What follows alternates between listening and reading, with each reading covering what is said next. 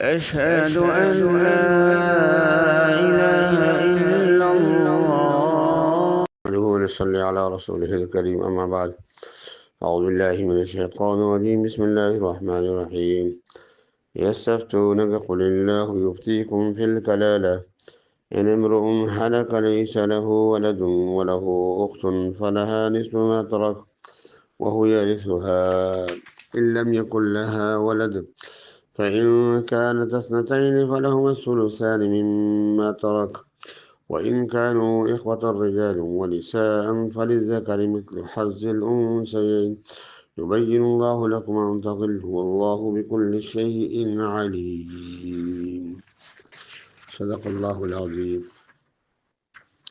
یہ سورہ نساء کی آخری آیت جو آپ کے سامنے تلاوت کی گئی، جو آیت نمبر 176 ہے، یہ ایک ہی آیت ہے جو آپ کے سامنے پڑھی گئی، اس کی مختصر تشریح اور ترجمہ.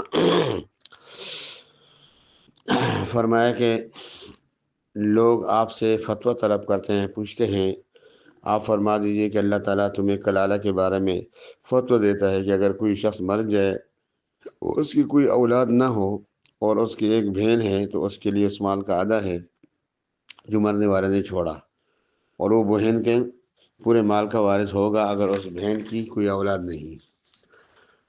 پس اگر وہ دو بہنیں ہیں تو ان کے لیے اس مال میں سے 2/3 ہے جو مرنے والے نے چھوڑا ہے، اور اگر یہ لوگ بہن بھائی ہوں تو ایک مرد کے لیے 2 عورتوں کے حصے کے برابر ہوگا.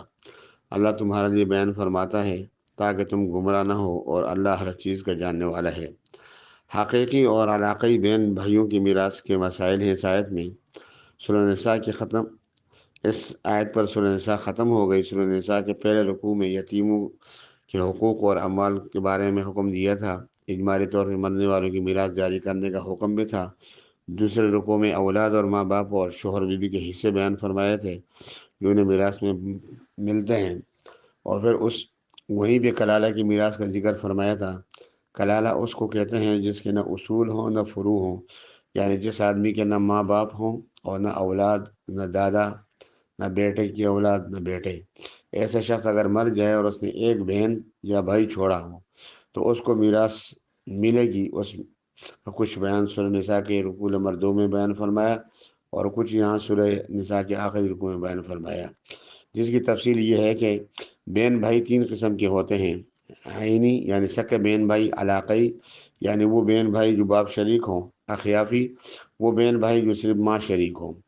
ان میں سے آخری ذکر یعنی جو اخیافی بہن بھائی کا حصہ ہے سورہ نساء کے دوسرے رکوع میں بتایا تھا، اور وہ یہ کہ جب کسی کلالہ مرد یا عورت کی وفات ہو جائے تو اس نے ماں شریک ایک بھائی اور ایک بہن چھوڑی ہو تو ہر ایک کو مرنے والے کے مال سے 6واں حصہ ملے گا.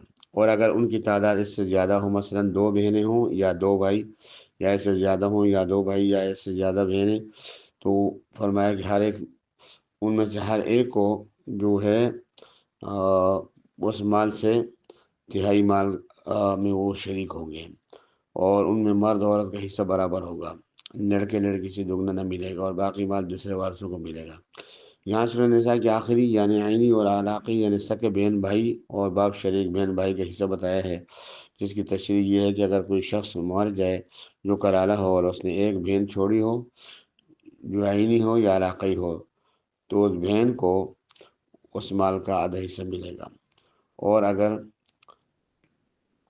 اس نے بھائی یعنی علاقائی بھائی چھوڑا ہو تو اب اس بھائی کو جو ہے بہن کے مال کا کل حصہ ملے گا. اگر کسی مرد کلالہ نے 2 عینی یا 2 علاقائی بہنیں چھوڑی ہوں تو ان مرنے والوں کے مال میں سے 2/3 حصہ اس کو ملے گا. اور اگر عینی یا علاقائی متعدد بہنیں بھائی چھوڑے ہیں تو مرنے والوں کو مال کا ان دونوں بہنوں میں سے برابر تقسیم ہوگا. ایک مرد کو جو حصہ ہے وہ 2 عورتوں کو ملے گا. آخر میں فرمایا کہ یبین اللہ لکم ان تضلوا، اللہ تمہارے لیے بیان فرماتا ہے تاکہ تم گمراہ نہ ہو جاؤ، اور اللہ ہر چیز کو جانتا ہے، اپنی مخلوق کا سب حال اس کو معلوم ہے، سب کے لیے احکام بیان فرماتا ہے تاکہ تم اللہ کے احکامات کے مطابق زندگی گزارو، اللہ کی حکمتوں کو سمجھو، اللہ کی مخلوق کے ساتھ رعایت کرو، اور احکام اور مسائل کو جان کر ان کے اوپر عمل کرو، اور گمراہیوں سے اپنے آپ کو بچاؤ. اگر تم اللہ کے احکامات سے ہٹ کر چلو گے تو پھر گمراہ ہو جاؤ گے، جس سے ہمارے معاشرے کے اندر جو ہے جس کی لاٹھی اس کی بھینس والا قانون نافذ ہے کہ جس کے بعد مال کا جس پہ قبضہ ہے بس وہی لے لیتا ہے، نہ بہنوں کو کچھ ملتا ہے نہ بھائیوں کو کچھ ملتا ہے، اور بس خاص طور پہ جو بڑا بھائی ہوتا ہے وہ تو چھوٹے بھائیوں کا حصے بھی دبا کے کھا جاتا ہے، ہڑپ کر جاتا ہے۔ اللہ تعالیٰ ہم سب کو قرآنی احکامات کے مطابق عمل کرنے کی توفیق عطا فرمائے۔ اللہ ہمیں میراث کے جو حصے اللہ نے مقرر فرمائے ہیں ان کو انہیں لوگوں کی طرف پہنچانے کی جن کے حقوق ہیں ادا کرنے کی توفیق عطا فرمائے۔ وآخر دعوانا الحمدللہ رب العالمین۔